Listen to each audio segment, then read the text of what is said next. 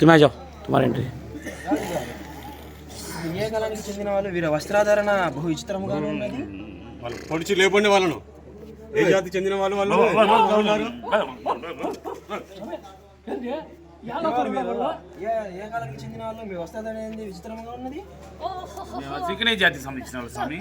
మీరే జాతి కిరీటాలు వేసుకొచ్చినారు. ఇది రాజుల కాలం, ఇది కాలం మన కాలం అందే. మా సింకినే జాతి